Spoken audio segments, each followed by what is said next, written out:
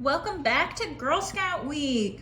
Today we are going to be building an edible fire so that way we can learn about fire building. Now you may notice that I have a lot of different types of materials here, and I'm going to talk through what the typical materials you might use for this activity are versus what I'm going to use because I'm gluten-free. So typically you would use a couple of different types of pretzels. You might use some dry chow mein noodles, anything that has sort of 3 different sizes for sticks. Today I'm going to be using some gluten-free Kit Kats for my logs, which we're gonna need. These are our fuel. I'm gonna be using some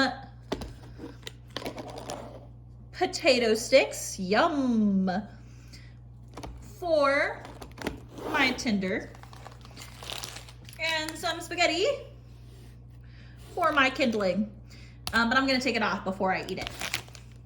We also have some mini starbursts, in specifically the red, orange, yellow combo, plus pink, so that way I can simulate fire. So they're gonna act as sort of our fire starters. And then I have the ever fabulous mini marshmallows, because we have to make sure that we practice proper fire safety. So before we start anything, please make sure your hair is tied up and out of the way and you've got closed-toed shoes on, because just because it's an edible fire doesn't make it, not a fire. The first thing we're gonna do is we're gonna set up our fire circle. So we're gonna take our mini marshmallows and we're gonna put them in a circle.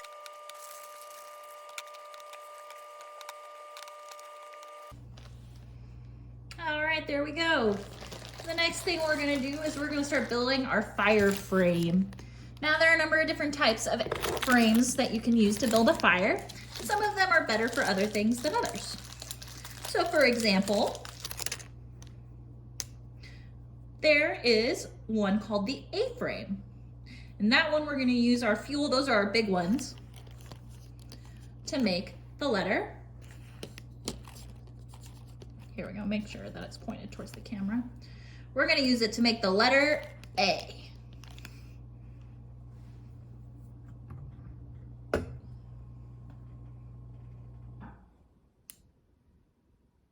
See?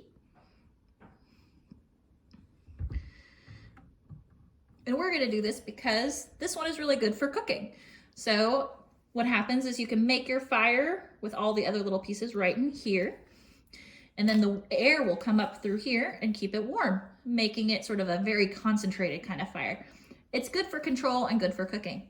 Another kind is a log cabin.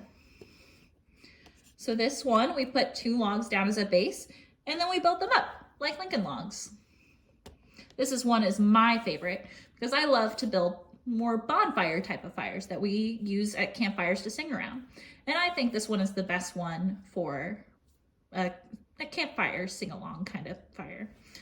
The other one you can do, which works really well, is called a teepee. And that's one where, well, you make it look like a teepee. I don't know that this is gonna be the right kind of material to make a teepee one, but let's try. It's not going the way I planned. All right, well, it's okay, we tried. So let's go back to that log cabin. All right, so we've got our fuel down. And a fuel log can be anything that's bigger than your wrist. It doesn't have to be like a huge gargantuan log. It can be anything bigger than your wrist. The next thing is we're gonna take the next size up. What I like to do is I like to put a couple to build on top of our lovely Lincoln log stacks. Look how cool this fire is.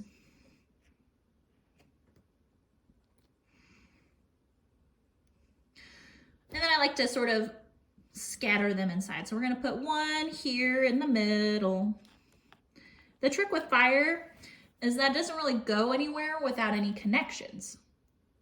So every connection you can build will build a better fire.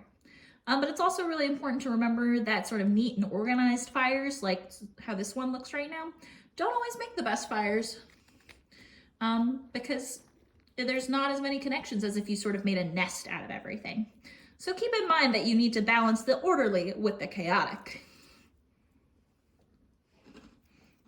All right, the next thing we're gonna do is we're gonna add our tiniest of things. That's the fluffy stuff. These are the things that are really easy to catch.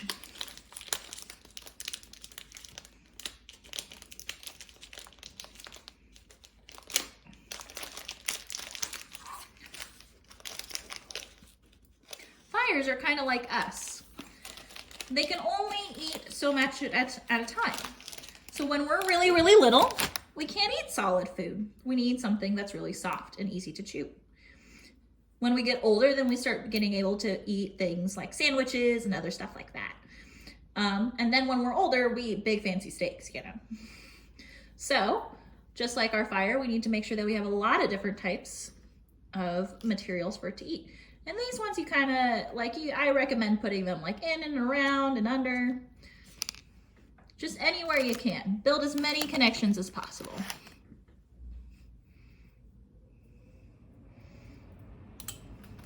Please note, do not eat dry spaghetti. Not tasty.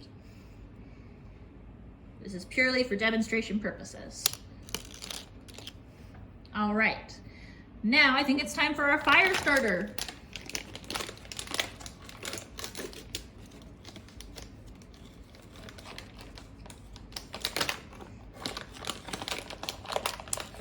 All right, let's see, I'm gonna pick a red one.